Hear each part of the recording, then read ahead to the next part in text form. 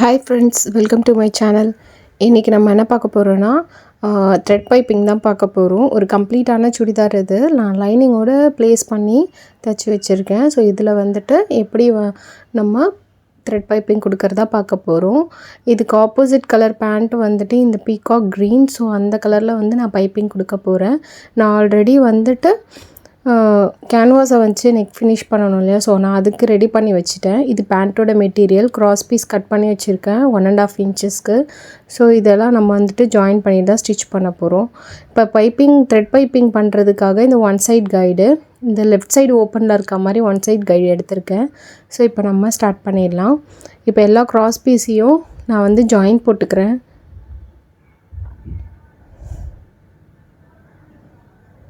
இந்த மாதிரி க்ராஸாக தான் ஜாயின் பண்ணணும்.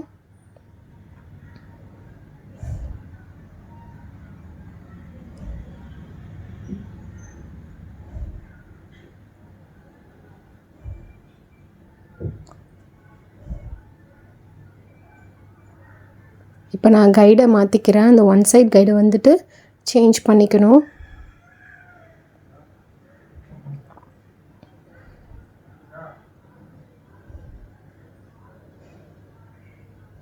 இப்போ இது வந்து த்ரெட்டிங் ரோப்பு. இது த்ரெட்டிங் நூல் வந்துட்டு தின்னும் இருக்குது, திக்கும் இருக்குது. நான் தின் யூஸ் பண்ணுறேன். இப்போ க்ராஸ் பீஸ் இருக்குது பார்த்திங்களா, அதை இப்படி ரெண்டாக மடித்து உள்ளே வந்துட்டு அந்த த்ரெட்டிங் ரோப் வச்சுட்டு இந்த மாதிரி அதுக்கு ஒட்டி ஸ்டிச் போடணும்.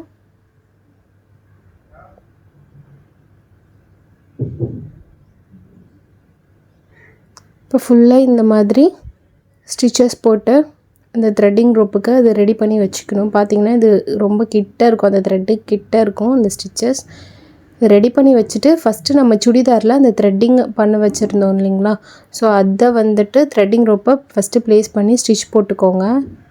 1/4 இன்ச்சில் அப்படியே அந்த த்ரெட்டு கிட்ட ஒட்டி அதே மாதிரி ஸ்டிச்சஸ் போட்டு ஜாயின் பண்ணிக்கோங்க.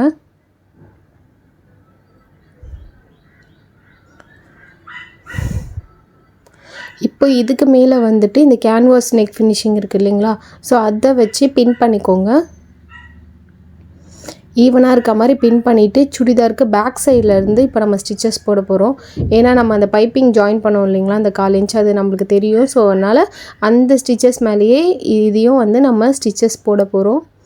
அப்போ தான் வந்து ஈவனாக இருக்கும் ஸ்டிச்சஸ். அதுவும் இல்லாமல் அந்த த்ரெட்டிங் வந்துட்டு அது மேலே வந்து தையல் ஏறாமல் இருக்கிறதுக்கு இது கொஞ்சம் ஹெல்ப்பாக இருக்கும்.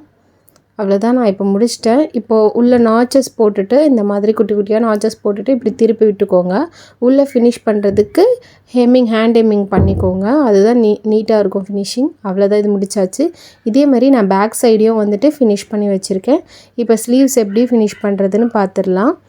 ஸ்லீவுக்கு வந்துட்டு கீழே 1 இன்ச்சு விட்டுருப்போம் இல்லைங்களா மடித்து தைக்கிறதுக்கு. ஸோ நான் அதெல்லாம் மார்க் பண்ணி வச்சுருக்கேன். அங்கே வந்துட்டு பைப்பிங்கை இப்படி இந்த பக்கம் ஆப்போசிட்டில் வச்சு இப்படி ஒரு ஸ்டிச்சஸ் போட்டுக்கோங்க. அந்த 1 இன்ச்சில் அந்த பைப்பிங்கை வச்சு நீட்டாக ஒரு ஸ்டிச்சஸ் போட்டுக்கோங்க. இது சீம்லெஸ்ஸாக இருக்கும். பேக்லேயும் பார்க்குறதுக்கு உங்களுக்கு அந்த பைப்பிங்கோட பிசிறு எதுவுமே இல்லாத மாதிரி இருக்கும் இந்த மெத்தடு. இப்போ வந்து கீழே அந்த 1 இன்ச் விட்டிங்க பார்த்தீங்களா, ஸோ அதை வந்துட்டு இப்படி ரெண்டாக இப்படி ஃபோல்ட் பண்ணி அந்த பைப்பிங்கில் மேலே வச்சு தைச்சிங்கள்ல அது மேலேயே ப்ளேஸ் பண்ணி திருப்பி அது மேலே ஒரு ஸ்டிச்சஸ் போட்டுக்கோங்க.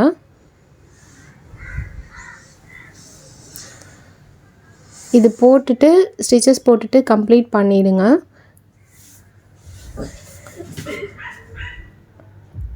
இதுக்கப்புறமா இப்படி அதோட மேலே படிவு தையல் மாதிரி அந்த பைப்பிங்கை ஒட்டி மேலுக்கு ஒரு ஸ்டிச்சஸ் போட்டு விட்டுருங்க. இந்த மாதிரி ட்ரை பண்ணி பாருங்கள். உங்களுக்கு உள்ளவும் சீம்லெஸ்ஸான ஒரு ஸ்லீவோட ஃபினிஷிங் லுக் இருக்கும் உங்களுக்கு பைப்பிங்க்கு. இப்போ நம்ம உள்ளே மடித்தோம் பார்த்திங்களா, அந்த எட்ஜஸ்லேயும் ஸ்டிச்சஸ் போட்டு கம்ப்ளீட் பண்ணிவிடுங்க.